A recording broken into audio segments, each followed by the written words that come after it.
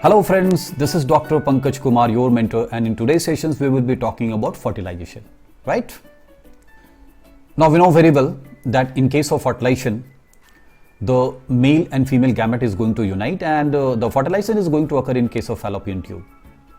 But before that, let's first of all study the structure of a ovum, okay? We know very well it is the largest cell in body. It is free of yolk, that's why we call them microlacethal. Cell is with abundant cytoplasm known as ooplasm. Nucleus placed at a corner and is known as germinal vesicle.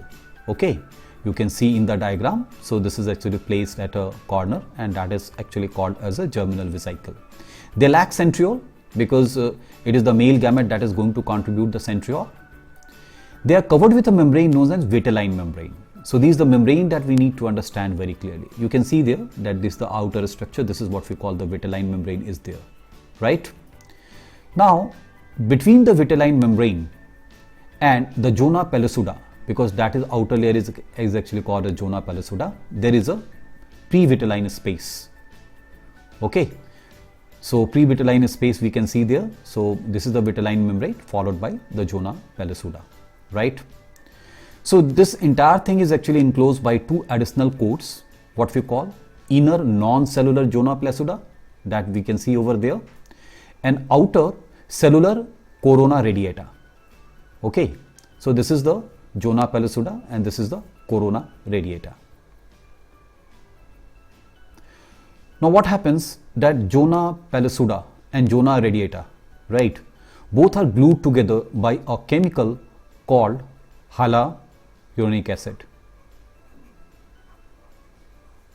So that is the chemical which actually glued both this layer. So these two layers are glued with the help of this particular chemical.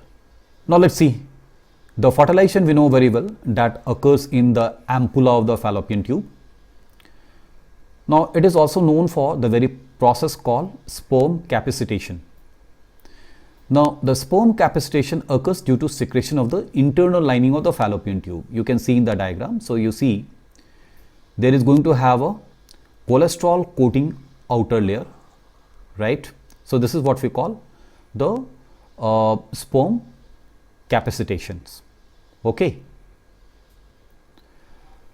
So, what happens that oocytes secretes fertilizing and a sperm head produce anti-fertilizing, right?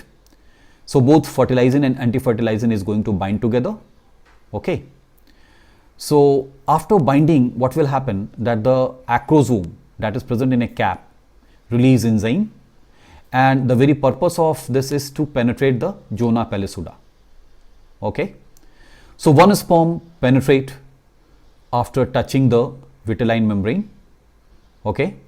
So once it touches the vitelline membrane, it prevents the entry of another sperm. So the system ensures that at a time only one male gamete can enter over there, okay?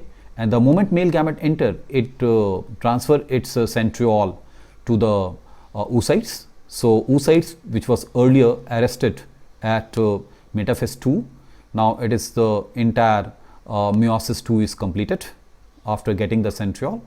So eventually sperm and egg, they are fused forming zygote, and the zygote later and starts its journey from fallopian tube to the uterus where the implantation is going to happen, right? So this is all as far as the entire fertilization is concerned, okay? Thank you.